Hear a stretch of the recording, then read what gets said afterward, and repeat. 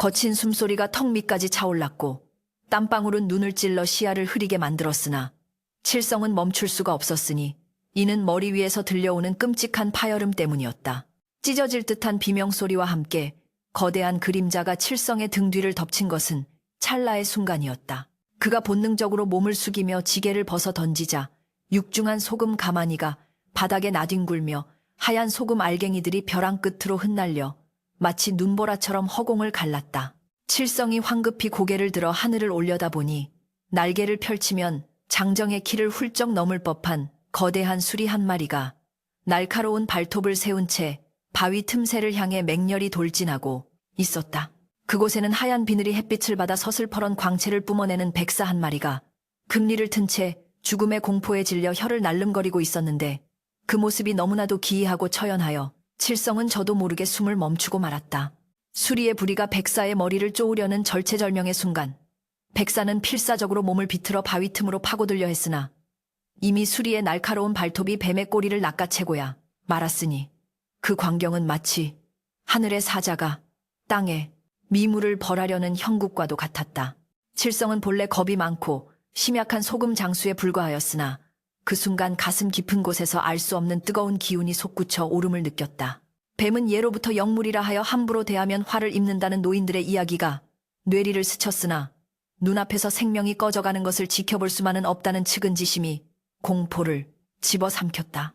그는 발치에 떨어져 있던 굵직한 물풀의나무 지팡이를 거머쥐고는 짐승 같은 괴성을 지르며 수리를 향해 내달렸다. 이놈 썩 물러가지 못할까? 칠성의 고함 소리가 메아리쳐 울리자 수리는 뜻밖의 방해꾼에 당황한 듯 잠시 주춤거렸으나 이내 매서운 눈빛으로 칠성을 노려보며 위협적인 날개짓을 해대었다.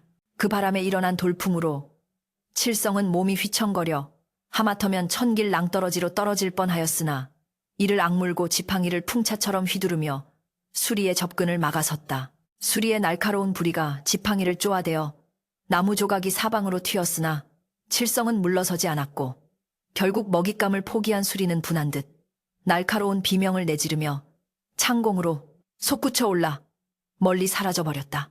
수리가 사라진 것을 확인한 칠성은 그제야 다리가 풀려 바닥에 주저앉았고 심장은 금방이라도 터질 듯 요동치고 있었다. 그는 거친 숨을 몰아쉬며 바위 틈을 살피니 꼬리 부분이 찢겨 붉은 피를 흘리고 있는 백사가 그를 빤히 쳐다보고 있었다. 기이하게도 그 뱀의 눈동자는 짐승의 것이라기엔 너무나 깊고 맑아 마치 사람의 눈을 들여다보는 듯한 착각을 불러일으켰다. 칠성은 품에서 낡은 수건을 꺼내어 조심스럽게 뱀의 상처 부위를 닦아주려 손을 뻗었는데 보통의 뱀이라면 동리를 드러내며 공격했을 터이나 이 백사는 칠성의 손길을 거부하지 않고 가만히 몸을 맡기고 있었다. 칠성이 떨리는 손으로 상처를 지혈해주자 백사는 고개를 숙여 마치 인사를 하듯 몇 번을 끄덕이더니 이내 바위 틈 깊숙한 곳으로 스르르 사라져버렸다. 칠성은 멍하니 그 모습을 바라보다가 자신이 지금 무슨 짓을 한 것인지 실감이 나지 않아 허탈한 웃음을 흘릴 뿐이었다. 정신을 차린 칠성은 낭떠러지 아래로 흩어진 소금을 보며 깊은 한숨을 내쉬었다. 그 소금은 아픈 아내의 약값을 마련하기 위해 며칠 밤낮을 걸어 염전에서 떼어온 귀한 물건이었으나 태반이 바람에 날려가 버리고 남은 것은 흙먼지가 섞인 반가마니뿐이었다. 아이고 내 팔자야. 뱀을 구하려다 내 목숨줄 같은 소금을 다 날렸으니 이를 어찌한단 말인가. 그는 땅을 치며 통곡하고 싶었으나 이미 해는 서산으로 기울어 어둑해지고 있었기에 서둘러 하산하지 않으면 산짐승의 먹이가 될 수도 있었다. 칠성은 무거운 발걸음을 옮기며 터덜터덜 산길을 내려왔고 집에 도착했을 때는 이미 달이 중천에 떠있는 늦은 밤이었다. 칠흑 같은 어둠 속에 쓰러져가는 초가집만이 덩그러니 놓여 있었고 방 안에서 들려오는 아내의 간헐적인 기침 소리가 칠성의 가슴을 후벼 팠다. 그는 흙 묻은 소금 가마니를 부엌 한 구석에 내려놓고는 아내를 깨우지 않기 위해 조심스럽게 윗방으로 들어가 눕자마자 극심한 피로에 휩싸여 깊은 잠에 빠져들었다. 꿈속에서 칠성은 몽환적인 안개가 자욱한 깊은 숲속을 거닐고 있었는데 어디선가 은은한 푸른 빛이 새어나와 그의 발걸음을 이끌었다. 홀린 듯 그 빛을 따라가 보니 낮에 벼랑 끝에서 보았던 그 백사가 공중에 둥둥 떠 있는 채로 그를 기다리고 있었다. 꿈속의 백사는 낮에 보았던 상처 입은 모습이 아니라 온몸에서 서광이 비치고 비늘 하나하나가 옥처럼 빛나는 신비로운 자태를 뽐내고 있었다. 백사는 칠성에게 다가와 입을 벌렸는데 그 입안에서 푸르스름한 광채를 띠는 구슬 하나가 톡 하고 떨어져 칠성의 손바닥 위로 굴러왔다. 그 구슬은 만져보니 차갑지도 뜨겁지도 않았으며 마치 살아있는 생명체처럼 미세하게 박동하고 있었다. 칠성이 의아해하며 고개를 들자 어디선가 울림 있는 목소리가 들려왔다. 그대의 맑은 심성이 나를 살렸으니 내 그대에게 세상에 숨겨진 소리를 들을 수 있는 선물을 주노라. 부디 이 힘을 헛되이 쓰지 말고 덕을 쌓는 데 쓰도록 하라. 그 목소리는 남자의 것도 여자의 것도 아니었으나 위엄이 서려 있었고 칠성이 무어라 대답하려 입을 떼는 순간 구슬이 저절로 공중으로 떠올라 그의 귀 속으로 쏙 하고 빨려 들어갔다. 으악. 칠성은 외마디 비명을 지르며 자리에서 벌떡 일어났는데 온몸은 식은땀으로 흠뻑 젖어 있었고 심장은 미친 듯이 뛰고 있었다. 창호지 문틈으로 아침 햇살이 스며들고 있었고 밖에서는 닭이 탈을 치며 아침을 알리고 있었다. 개꿈이었구나. 뱀을 구해주더니 별의별 꿈을 다 꾸는군.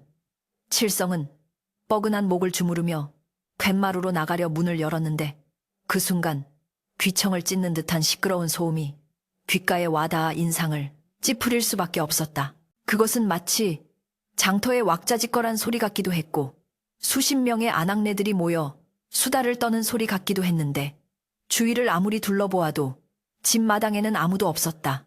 칠성은 자신의 귀가 잘못된 것인가 하여 손바닥으로 귀를 탁탁 쳐보았으나 소리는 멈추지 않고 더욱 또렷하게 들려왔다. 야, 저리 좀 비켜봐. 거기는 내가 찜해놓은 자리란 말이야. 웃기지 마. 내가 어제부터 여기 쌀알 떨어지길 기다리고 있었단 말이야. 칠성은 소리가 나는 쪽으로 고개를 돌렸고 그곳에는 처마 밑에 앉아있는 참새 두 마리가 서로 날개를 파닥거리며 싸우고 있는 모습이 보였다. 칠성은 자신의 눈과 귀를 의심하며 뒷걸음질 쳤다. 분명 참새들이 지저귀는 소리일 터인데 그의 귀에는 그것이 사람의 말소리처럼 명확하게 들리고 있었던 것이다. 그는 너무나 놀라 엉덩방아를 토스며 주저앉았는데 이번에는 마루 밑 쥐구멍에서 늙은 쥐 한 마리가 튀어나오며 투덜거리는 소리가 들려왔다. 에잉 뚜쑥. 주인놈이 어제 소금을 다 잃어버리고 와서 그런지 부엌에 먹을 것이라곤 하나도 없네. 옆집 김첨진의 곡간이나 털러 가야겠다. 쥐는 수염을 실룩거리며 칠성을 힐끔 쳐다보고는 쪼르르 마당을 가로질러 달려갔다. 칠성은 입을 떡 벌린 채 그 광경을 지켜보다가 자신의 뺨을 힘껏 꼬집어 보았다. 살이 뜯겨 나가는 듯한 아픔이 느껴지는 것으로 보아 이것은 분명 꿈이 아니었다. 어젯밤 꿈속에서 백사가 귀에 넣어준 구슬, 그리고 세상에 숨겨진 소리를 듣게 될 것이라는 그 예언 같은 목소리가 현실이 되어 나타난 것이었다. 두려움과 경이로움이 교차하는 혼란 속에서 칠성은 머리를 감싸 쥐었다. 마당의 개미들이 줄지어 가며 영차영차 구령을 붙이는 소리, 이웃집 황소가 배가 고프다며 음매하고 우는 소리 속에 담긴 구슬픈 한탄, 심지어 지붕 위를 날아가는 까치들이 마을, 어귀에 낯선 손님이 온다고 떠드는 소리까지 세상의 모든 짐승들이 쏟아내는 말들이 홍수처럼 밀려와 그의 귓속을 파고들었다. 그는 이것이 축복인지 저주인지 분간할 수 없었으나 한 가지 확실한 것은 어제의 가난하고 평범했던 소금장수 칠성은 죽었고 이제 다시는 예전의 삶으로 돌아갈 수 없게 되었다는 사실이었다. 그는 떨리는 몸을 일으켜 세우며 이 기이한 능력이 자신의 운명을 어디로 이끌고 갈지 모르는 채 마당 한 구석에 놓인 빈 소금 가마니를 멍하니 응시할 뿐이었다. 제발 그 입 좀 다물라. 내 머리가 깨어질 것만 같구나. 칠성은 장터 한복판에서 두 귀를 틀어막고 괴성을 질렀으니 지나가던 행인들이 그를 마치 미치광이 보듯 혀를 차며 피해 갔다. 지난밤 백사로부터 구슬을 받은 이후 세상은 칠성에게 더 이상 고요한 안식처가 아니었다. 장터 국밥집 앞을 지키는 누렁이의 배고픈 투정부터 지붕 위 참새들이 옆집 처녀의 연애사를 엿보고 떠드는 소리, 심지어 짐꾼이 끌고 가는 소달구지의 늙은 황소가 무릎이 시리다며 내뱉는 한숨 소리까지 온갖 짐승들의 소음이 칠성의 귓속으로 본물 터지듯 밀려들어와 정신을 혼미하게 만들었다. 그는 손뭉치로 귀를 틀어 막아보기도 하고 머리까지 이불을 뒤집어 쓰고 누워보기도 했으나 짐승들의 말소리는 귀가 아닌 머릿속에서 울리는 듯하여 도무지 피할 길이 없었다. 아픈 아내는 남편이 뱀에게 홀려 실성한 것이라 여겨 눈물로 밤을 지새웠고, 칠성은 차라리 귀머거리가 되는 편이 낫겠다며 우탄 눈으로 허공을 응시할 뿐이었다. 그러던 어느 날 칠성이 만마루에 앉아 멍하니 마당을 바라보고 있을 때였다. 대문 앞 감나무 가지에 앉은 까치 2마리가 쉴 새 없이 지저귀는 소리가 또다시 그의 신경을 긁어놓았다. 야, 저기 개울가. 빨래터 바위 틈에 반짝이는 게 끼어있던데 봤니? 봤지, 김진사댁. 며느리가 아침에 세수하러 나왔다가 흘리고 간 금가락지 아니더냐. 멍청한 인간들은 그걸 못 보고 발만 동동 구르더구나.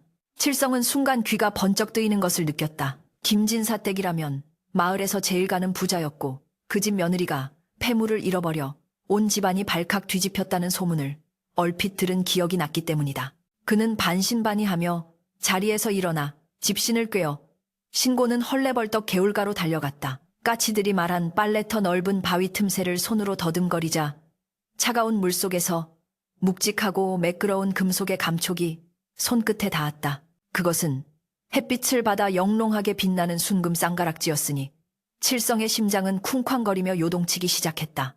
칠성은 떨리는 손으로 가락지를 쥐고 곧장 김진사댁으로 향했다. 대문 앞에서는 하인들이 잃어버린 가락지를 찾느라 마당 흙을 파헤치며 소란을 피우고 있었고, 며느리는 마루에 앉아 울고 있었다. 칠성이 조심스럽게 다가가 가락지를 내밀자 며느리의 얼굴색이 단박에 환해지며 버선발로 뛰어내려와 그를 맞이했다. 아이고, 이 귀한 것을 어디서 찾으셨소?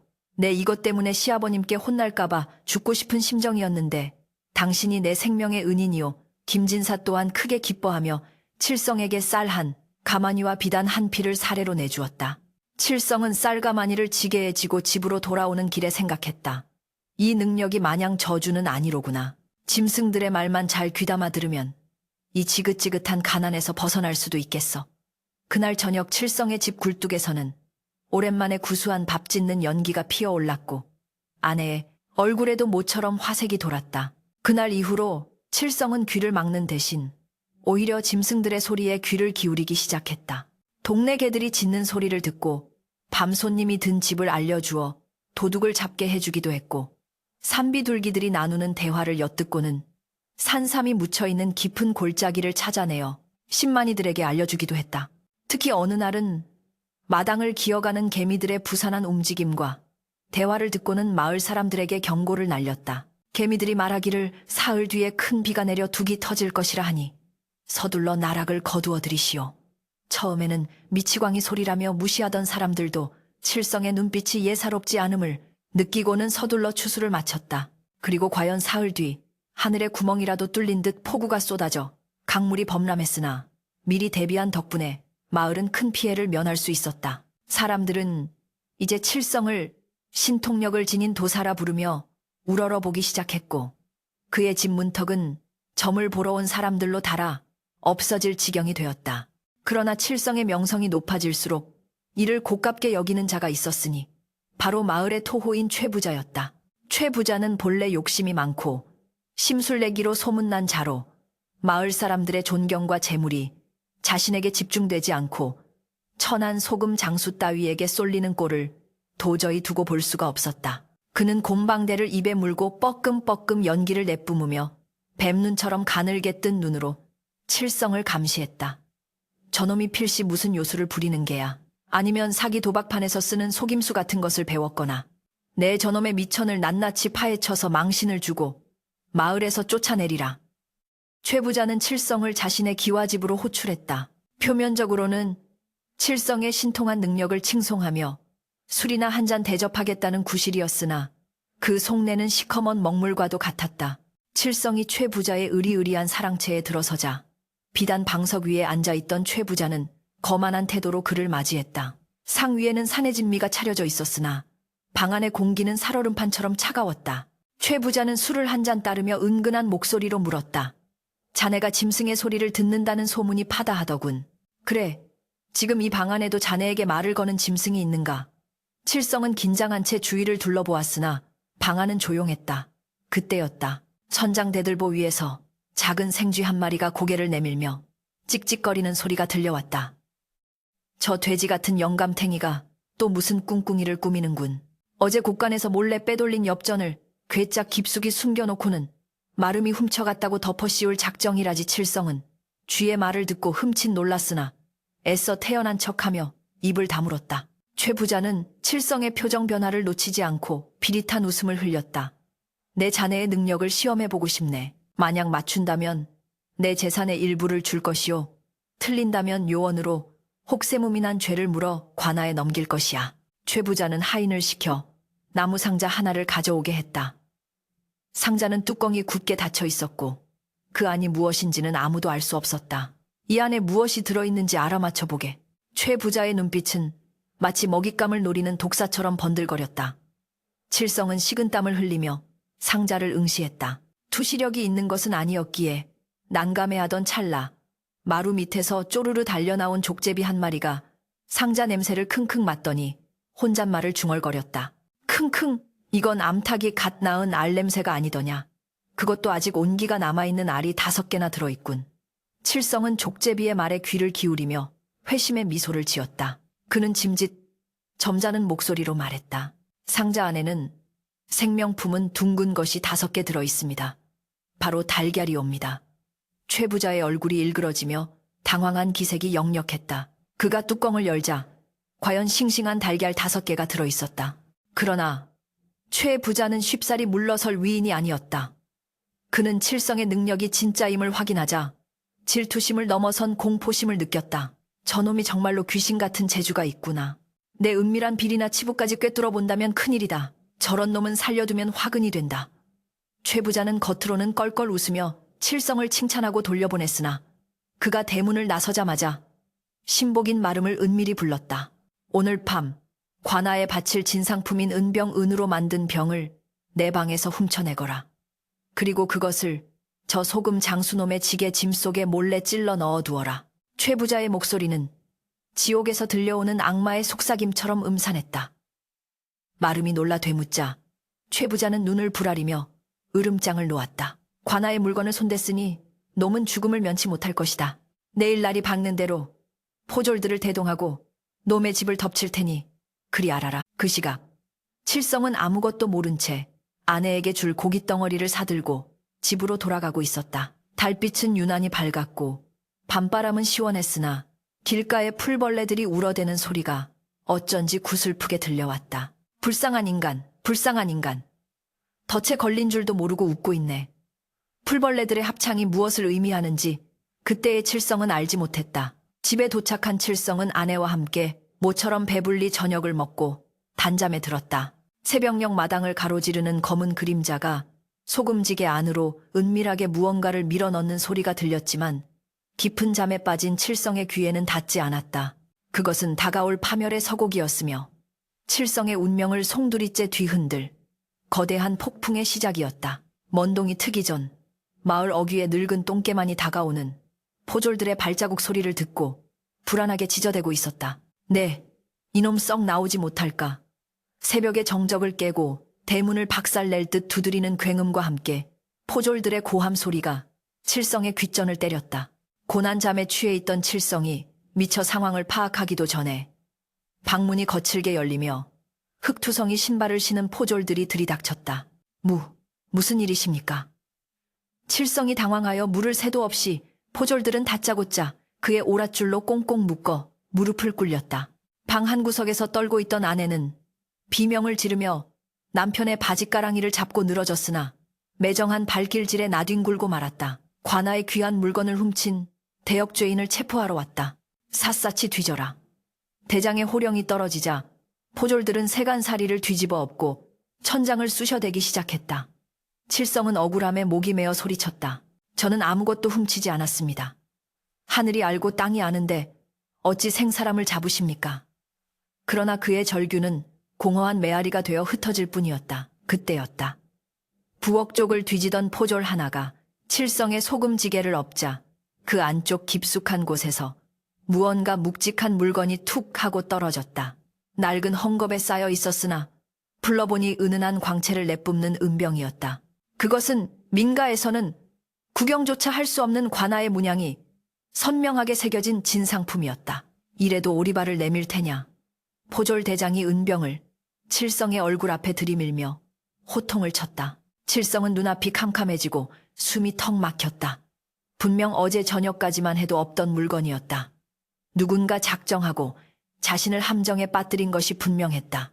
그 순간 지난밤 최 부자의 사랑채에서 보았던 그 비릿한 미소가 뇌리를 스쳤다. 최 부자, 그자가 나를 사지로 몰아넣었구나. 칠성은 분노로 몸을 떨었으나 증거가 명백하니 변명조차 통하지 않았다. 그는 짐승처럼 끌려가며 아내의 통곡 소리를 뒤로해야만 했다. 관아 마당에 내동댕이 쳐진 칠성은 형틀에 묶인 채 사또의 불호령을 들어야 했다. 내 놈이 요사스러운 재주로 마을 사람들을 현혹하더니 이제는 간 크게도 나라님께 바칠 진상품에 손을 대었구나. 내 죄를 네가 알렸다. 사또의 분노는 하늘을 찌를 듯했고 형리들의 곤장이 칠성의 등짝으로 사정없이 떨어졌다. 딱 억딱. 살점이 터지고 피가 튀는 고통 속에서도 칠성은 이를 악물고 외쳤다. 사또 억울합니다. 저는 결코 훔치지 않았습니다. 이는 누군가의 음해입니다. 그러나 사또는 코웃음을 칠 뿐이었다. 증거가 이토록 명백한데 거짓을 고하다니. 저놈이 실토할 때까지 매우 쳐라. 구경 나온 마을 사람들은 웅성거리며 손가락질을 했다. 역시 그 신통력이라는 게 다 사기였나 봐. 소금 장수 주제에 분수에 맞지 않게 설치더니 꼴 좋게 되었구먼. 어제까지만 해도 그를 도사라 부르며 칭송하던 사람들이 이제는 경멸의 눈빛을 보내고 있었다. 칠성은 육체적인 고통보다 사람들의 변덕스러운 인심에 더 큰 상처를 입고 정신을 잃었다. 차가운 물벼락에 정신을 차려보니 칠성은 습하고 어두운 옥사 안에 갇혀 있었다. 곰팡이 냄새와 썩은 지푸라기 냄새가 코를 찔렀고 등은 불에 댄 듯 화끈거렸다. 쇠창살 너머로는 해가 뉘엿뉘엿 지고 있었고 칠흑 같은 절망이 밀려왔다. 이대로 죽는 것인가? 아내의 약값 한번 제대로 대보지 못하고 도둑이라는 오명을 쓴 채 형장의 이슬로 사라져야 한단 말인가? 칠성은 바닥을 치며 흐느껴 울었다. 백사가 준 구슬의 능력이 원망스러웠다.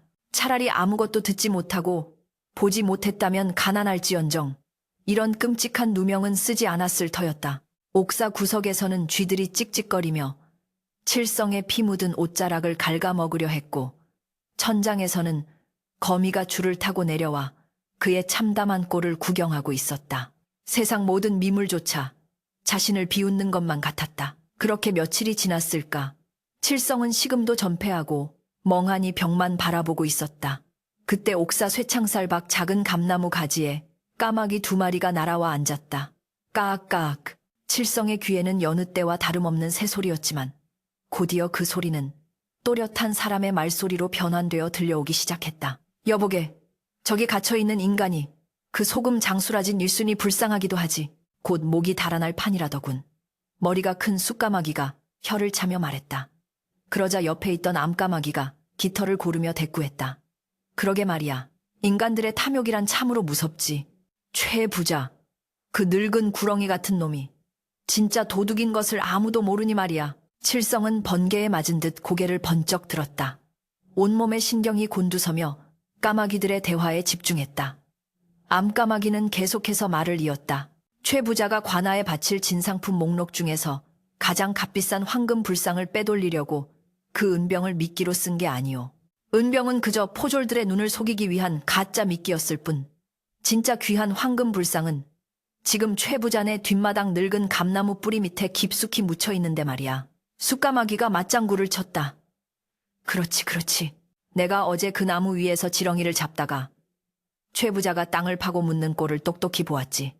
그리고는 그 위를 평평하게 다지고 낙엽으로 덮어두더군. 심지어 그 옆에는 장무라비와 주고받은 비밀 장부까지 함께 묻어두었으니 멍청한 사또는 평생 가도 모를 거야. 까마귀들은 한참을 더 최 부자의 악행과 숨겨진 재물에 대해 떠들다가 인기척을 느끼고는 푸드득 날아가 버렸다. 칠성은 떨리는 가슴을 진정시킬 수 없었다. 절망의 끝자락에서 한 줄기 빛이 내려온 것이었다. 최 부자가 칠성에게 누명을 씌운 것은 단순한 질투 때문만이 아니었다.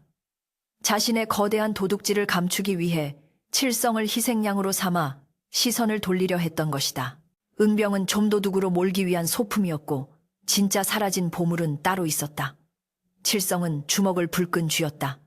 이대로 죽을 수는 없었다. 까마귀가 전해준 이 진실만이 자신의 목숨을 구하고 최 부자의 가면을 벗길 유일한 열쇠였다. 하지만 문제는 어떻게 이 사실을 사또에게 알리느냐였다. 옥에 갇힌 죄인의 말을 누가 믿어주겠는가. 자칫 잘못하면 거짓말을 꾸며댄다고 더 큰 화를 입을 수도 있었다. 칠성은 밤새도록 머리를 굴렸다. 그때 옥사 바닥을 기어가던 진해 한 마리가 칠성의 발등을 타고 올라오며 속삭였다. 내일 아침이면 네 처형 날짜가 잡힐 것이다. 사또가 아침 일찍 옥사를 순시하러 올 테니 그때가 마지막 기회다. 칠성은 진해의 말에 등골이 서늘해졌다. 시간이 없었다. 그는 결심을 굳혔다. 목숨을 걸고 도박을 해야 했다. 사또의 호기심을 자극하고 최 부자의 급소를 찌르는 정확한 한 방이 필요했다. 다음 날 아침 옥사 문이 열리고 사또가 뒷짐을 진 채 근엄한 표정으로 들어왔다. 죄인은 아직도 죄를 뉘우치지 않았는가. 내일 정오에 너를 차명에 처할 것이니 그리 알라. 사또의 차가운 선고에 칠성은 엎드린 채 고개를 들고 눈을 부릅떴다. 그의 눈빛은 더 이상 체념한 죄인의 것이 아니었다. 형형한 안광이 뿜어져 나오자 사또조차 흠칫 놀라 뒷걸음질 쳤다. 사또 소인이 죽는 것은 억울하지 않으나 나라의 녹을 먹는 사또께서 진짜 도둑을 놓치고 가짜 도둑의 목을 베어 나라님께 큰 죄를 짓게 되는 것이 안타까울 뿐입니다. 칠성의 목소리는 옥사를 쩌렁쩌렁 울렸다. 뭐라? 내 놈이 지금 죽음이 두려워 헛소리를 하는구나. 사또가 코웃음을 쳤으나 칠성은 물러서지 않았다. 사또 제 목을 베기 전에 딱 한 번만 제 말을 확인해 주십시오. 만약 제 말이 거짓이라면 제 목뿐만 아니라 제 시신을 갈기갈기 찢어 까마귀 밥으로 던져주셔도 좋습니다. 허나 제 말이 사실이라면 사또께서는 나라의 보물을 되찾고 희대의 간신을 잡은 명관으로 역사에 남으실 것입니다. 사또는 칠성의 기백에 눌려 잠시 침묵했다. 그동안 보아온 잡범들과는 다른 무언가가 느껴졌기 때문이었다. 그래, 듣기나 해보자. 진짜 도둑이 누구이며 보물은 어디에 있단 말이냐. 칠성은 침을 꿀꺽 삼키고 까마귀에게 들은 내용을 토대로 또렷하게 말을 이어갔다. 진범은 바로 최 부자입니다. 제 집에서 나온 은병은 미끼에 불과합니다. 진짜 사라진 황금불상은 최 부자 댁 뒷마당 300년 묵은 감나무 아래 묻혀 있습니다. 그곳을 파보시면 황금불상과 함께 최 부자의 영모에 가까운 비리가 적힌 장부가 나올 것입니다. 주변에 있던 이방과 포졸들이 웅성거렸다. 마을 최고의 유지인 최 부자를 지목하다니 미쳐도 단단히 미쳤다고 생각했다. 그러나 사또의 눈빛이 흔들렸다. 최 부자가 평소 관아의 일에 지나치게 간섭하고 재물을 과시하던 것이 늘 거슬리던 차였다. 만약 이것이 사실이라면 최 부자를 쳐낼 절호의 기회이기도 했다. 내 말이 참으로 황당무계하다만 그토록 호언장담하니 내 직접 확인해보겠다. 허나 만약 그곳에 아무것도 없다면 너는 능지처참을 면치 못할 것이다. 사또는 즉시 포졸들을 집합시키고 최 부자 댁으로 출동 명령을 내렸다. 칠성은 포승줄에 묶인 채 그 행렬의 맨 뒤를 따랐다. 하늘에서는 까마귀 떼가 깍깍 울며 그들의 뒤를 쫓고 있었다. 마치 다가올 피바람을 예고라도 하듯이 칠성은 하늘을 올려다보며 속으로 되뇌었다. 미물들아, 너희의 말이 하늘의 뜻이라면 부디 나를 살려다오. 이것이 칠성의 마지막 승부수였다. 팔아 더 깊이 파보란 말이다. 이놈의 혓바닥이 참인지 거짓인지 내 오늘 끝장을 볼 것이니. 사또의 추상 같은 호령이 최 부자의 드넓은 뒷뜰에 메아리 쳤다. 수십 명의 포졸들이 삽과 곡괭이를 들고 달려들어 늙은 감나무 아래 땅을 파헤치기 시작하니 그 서슬퍼런 기세에 마당에 모인 하인들은 숨조차 크게 쉬지 못하고 벌벌 떨었다. 흙먼지가 자욱하게 피어오르는 가운데 최 부자는 불그락푸르락한 얼굴로 부채질을 해대며 사또를 향해 고래고래 소리를 질렀다. 사또, 이게 도대체 무슨 해괴한 행패입니까? 감히 양반의 집 뒷마당을, 그것도 미천한 소금장수놈의 헛소리만 믿고 이리 파헤치시다니요. 내 이 치욕을 씻기 위해 한양의 상소라도 올릴 것입니다.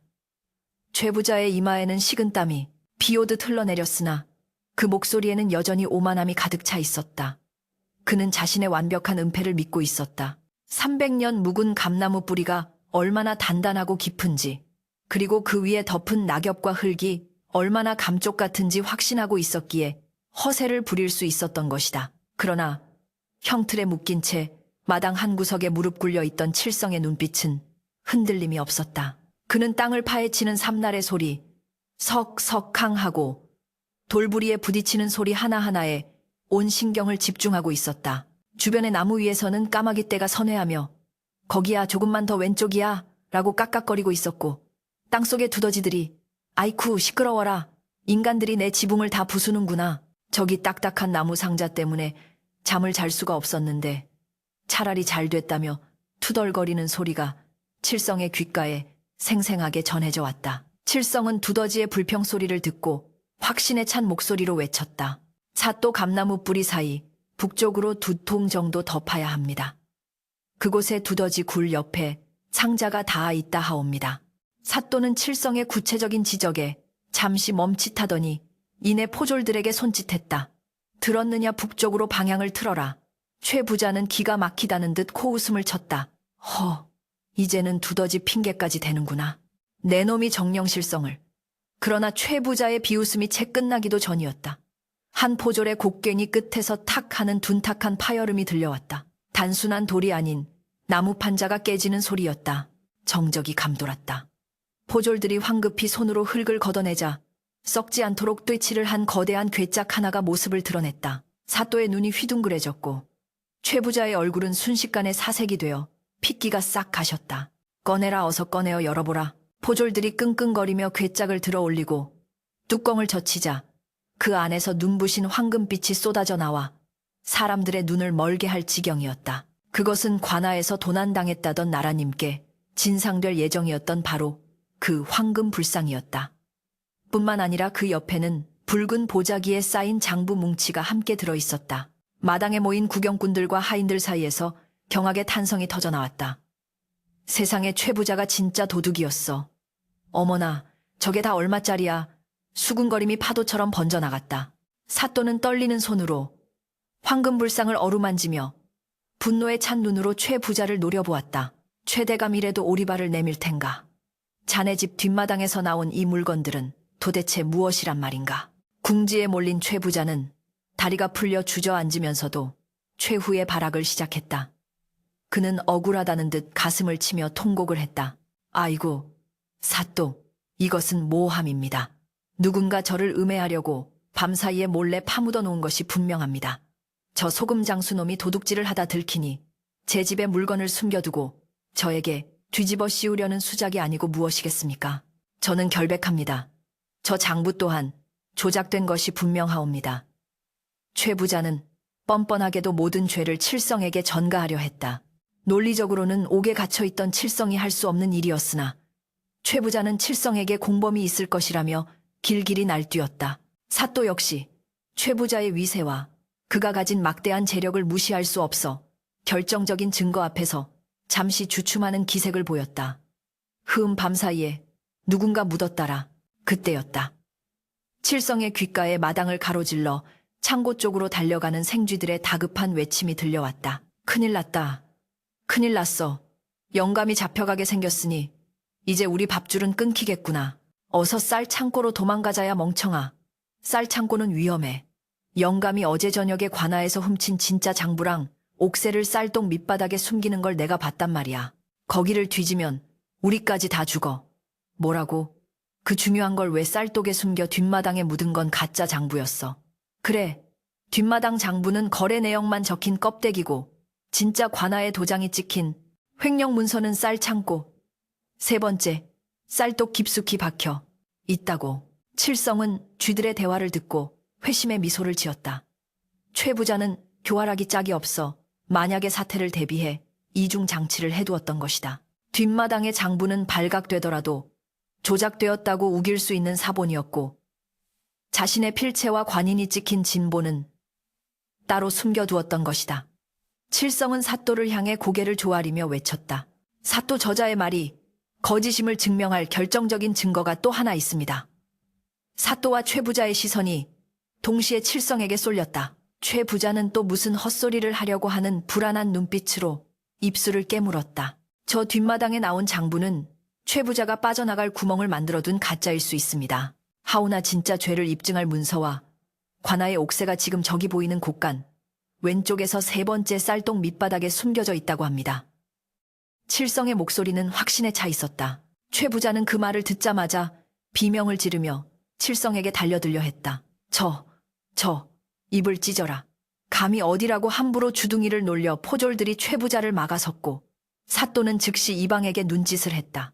당장 곳간을 뒤져라. 이방과 포졸들이 곳간으로 뛰어들어갔고 잠시 후 와장창 항아리가 깨지는 소리와 함께 이방이 헐레벌떡 뛰어나왔다. 그의 손에는 쌀겨가 묻은 두루마리와 옥새가 들려 있었다. 사또 찾았습니다. 여기 관아의 옥새와 최 부자가 관곡을 빼돌린 내역이 적힌 진짜 장부가 있습니다. 여기 보십시오. 최 부자의 수결 서명이 선명합니다. 그것은 빼도 박도 못할 증거였다. 옥새는 관아의 권위를 상징하는 것으로 민가에 있어서는 절대 안 되는 물건이었다. 사또의 얼굴이 붉게 달아올랐다. 이는 단순한 절도를 넘어 국법을 능멸한 반역에 가까운 죄였다. 네, 이놈 최가야. 관아의 옥새까지 훔치고도 네가 살기를 바랐느냐. 여봐라. 저 대역죄인을 당장 포박하여 형틀에 매어라. 최 부자는 털썩 주저앉으며 오줌을 지렸다. 그의 화려한 비단옷은 흙탕물에 더러워졌고 거만했던 눈빛은 공포로 흐리멍덩해졌다. 포졸들이 밧줄로 최 부자를 꽁꽁 묶어 형틀에 매달자 구경하던 마을 사람들 사이에서 환호성이 터져나왔다. 만세. 드디어 저 탐관오리 같은 놈이 벌을 받는구나. 소금 장수 칠성이가 용하다. 용의 진짜 도사님이 맞았어. 사람들은 칠성을 향해 손을 흔들며 칭송했다. 사또는 직접 칠성의 포박을 풀어주었다. 칠성의 손목에는 벌겋게 자국이 남았으나 그는 아픔조차 느끼지 못했다. 사또가 칠성의 두 손을 잡으며 말했다. 내 자네를 몰라보고 하마터면 큰 죄를 지을 뻔했네. 자네의 그 신비한 능력이 나라를 구했네. 내 이 공을 조정에 알려 큰 상을 내릴 것이야. 칠성은 고개를 숙여 감사를 표하면서도 마음 한구석이 찡해옴을 느꼈다. 그가 고개를 들어 주위를 둘러보자 지붕 위의 까마귀들은 잘 됐네. 잘 됐어. 이제 썩은 고기 좀 얻어먹을 수 있겠군 하며 날아갔고 마당 구석의 쥐들은 에이 쌀독이 깨져서 쌀알이 다 쏟아졌네. 오늘은 잔칫날이다 라며 신나게 쌀을 주워 먹고 있었다. 칠성은 그 미물들의 소리가 더 이상 소음으로 들리지 않았다. 그들의 수다와 탐욕 그리고 무심한 듯 던진 진실들이 자신의 목숨을 구하고 정의를 바로 세운 것이었다. 형틀에 매인 최 부자는 곤장을 맞으며 비명인지 신음인지 모를 소리를 내질렀다. 딱 의학 살려주시오. 그 소리가 관아 담장을 넘어 멀리 퍼져나갔다. 칠성은 그 처참한 광경을 뒤로하고 관아 문 밖에서 발을 동동 구르며 기다리고 있을 아내를 향해 걸음을 옮겼다. 문 밖으로 나서자 눈물 범벅이 된 아내가 그를 보자마자 달려와 품에 안겼다. 여보, 살아 돌아오셨군요. 꿈만 같아요. 칠성은 아내의 등을 토닥이며 맑게 갠 하늘을 올려다보았다. 하늘은 더없이 푸르고 어디선가 날아온 종달새 한 마리가 그의 머리 위를 맴돌며 노래했다. 고생 끝 행복 시작이라네. 칠성이 만세 만만세. 칠성은 생전 처음으로 짐승의 소리에 소리내어 웃으며 화답했다.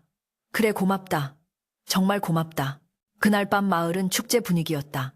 최 부자의 창고가 열려 굶주린 백성들에게 곡식이 나누어졌고 칠성의 집 마당에는 사람들이 가져온 술과 고기로 잔치상이 차려졌다. 칠성은 사람들 틈에 섞여 웃고 있었지만 문득 품속에 있는 푸른 구슬이 뜨겁게 달아오르는 것을 느꼈다. 그것은 마치 칠성에게 할 일을 다 마쳤다고 속삭이는 듯했다. 과연 이 능력은 언제까지 지속될 것인가? 그리고 앞으로 어떤 삶이 그를 기다리고 있을 것인가?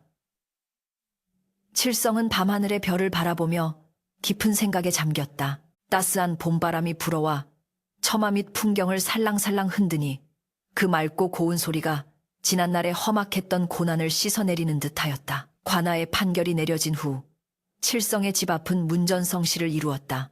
사또가 내린 포상금과 비단은 평생을 쓰고도 남을 만큼 막대하였고 마을 사람들은 그를 살아있는 부처라 칭송하며 앞다투어 떡과 과일을 가져왔다. 그러나 칠성은 그 재물을 독차지하지 않았다. 그는 아내와 상의하여 포상금의 절반을 뚝 떼어 굶주리는 이웃들에게 나누어 주었고 마을 어귀에 다리를 놓아 사람들이 편하게 개울을 건널 수 있게 하였다. 이 재물은 내 것이 아니라 하늘이 미물들을 통해 잠시 맡겨둔 것이요. 흐르지 않는 물이 썩듯 나누지 않는 재물은 화를 부르는 법이지요. 칠성의 겸손한 말에 사람들은 고개를 숙였고 그의 덕망은 날로 높아져만 갔다. 반면 마을을 호령하던 최부자의 말로는 비참하기 그지없었다. 곤장을 맡고 옥살이를 하던 그는 결국 전 재산을 몰수당하고 먼 섬으로 유배를 떠나게 되었다. 그가 끌려가던 날 칠성은 먼발치에서 그 행렬을 지켜보았다. 최부자의 등 뒤로 동네 똥개들이 쫓아가며 멍멍 잘 가라 욕심쟁이 영감. 이제 발길질 당할 일도 없겠구나라며 지저대었고 까마귀들은 그의 머리 위를 빙빙 돌며 깍 내가 숨겨둔 꿀단지는 내가 이미 다 파먹었다 라고 조롱하였다. 칠성은 그 소리를 들으며 씁쓸한 미소를 지었다. 한때 권세를 누리던 자가 짐승들에게조차 비웃음을 사는 신세로 전락한 것을 보니 인생 무상과 인과응보의 이치가 뼈저리게 느껴졌기 때문이었다. 그는 조용히 뒤돌아서며 최부자를 향해 마음속으로 작별을 고했다. 평화로운 나날이 계속되던 어느 날 아침, 칠성은 잠에서 깨어 기지개를 켜다가 무언가 달라진 것을 느꼈다. 여느 때라면 아침부터 시끄럽게 떠들어대야 할 참새들의 수다가 들리지 않는 것이었다. 그저 쩍쩍거리는 맑은 새소리만이 들려올 뿐 배고파 저리 비켜 하는 식의 사람 말소리는 들리지 않았다. 칠성은 의아하여 마당으로 나가 멍멍이를 쓰다듬어 보았다. 꼬리를 흔들며 짖는 개소리 또한 평범한 멍멍 소리로만 들릴 뿐이었다. 칠성은 급히 품속을 더듬어 백사가 준 구슬을 꺼내보았다. 밤마다 신비로운 푸른 빛을 발하던 구슬은 이제 빛을 잃고 그저 투명하고 영롱한 보통의 유리구슬처럼 변해 있었다. 아! 칠성은 탄성을 내뱉으며 자리에 주저앉았다. 서운함보다는 안도감이 먼저 밀려왔다. 백사가 준 선물은 칠성의 억울함을 풀고 악인을 벌하는 소임을 다하자 그 신통력을 거두어간 것이 분명했다. 칠성은 구슬을 손에 쥐고 하늘을 향해 깊이 절을 올렸다. 고맙습니다. 당신의 은혜로 새 삶을 얻었습니다. 이제는 남의 소리가 아닌 제 마음의 소리와 사람들의 진심에 귀 기울이며 살겠습니다. 칠성은 아내를 불러 이 사실을 알렸다. 아내는 칠성의 손을 꼭 잡으며 눈시울을 붉혔다. 잘 되었어요, 여보. 이제 더 이상 시끄러운 소리에 괴로워하지 않고 편히 주무실 수 있겠네요. 신령님도 당신이 평범한 행복을 누리기를 바라시는 게지요.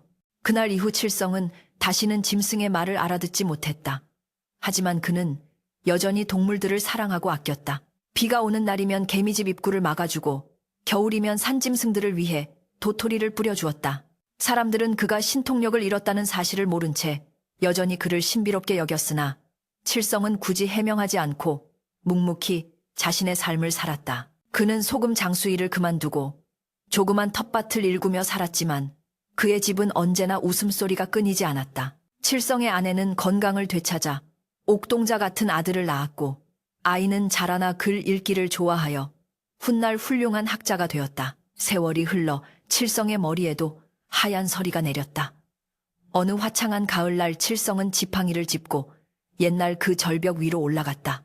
백사를 구해주었던 그 바위 틈에는 이름 모를 들꽃들이 만발해 있었다. 칠성은 빛바랜 구슬을 꺼내 바위 틈 깊숙한 곳에 조심스럽게 올려놓았다. 내 평생의 복을 가져다 준 친구여. 이제는 자연으로 돌아가 편히 쉬게나. 바람이 불어와 칠성의 옷자락을 흔들었고 어디선가 고맙네 칠성 하는 듯한 환청이 들려온 듯도 했다. 그것이 바람 소리인지 마음의 소리인지 알 수 없었으나 칠성의 얼굴에는 더할 나위 없는 평온한 미소가 번졌다. 이야기는 여기서 끝을 맺는다. 미물이라 하여 함부로 하지 않고 생명을 귀하게 여긴 한 소금. 장수의 착한 마음씨가 결국은 하늘을 감동시켜 죽을 위기에서 벗어나고 큰 복을 받게 되었다는 이 전설은 고을 사람들의 입을 통해 오래도록 전해져 내려왔다. 사람들은 살아가면서 힘든 일이 닥칠 때마다 칠성의 이야기를 떠올리며 지금 베푸는 작은 선행이 언젠가는 큰 강물이 되어 돌아온다는 믿음을 잃지 않았다고 한다.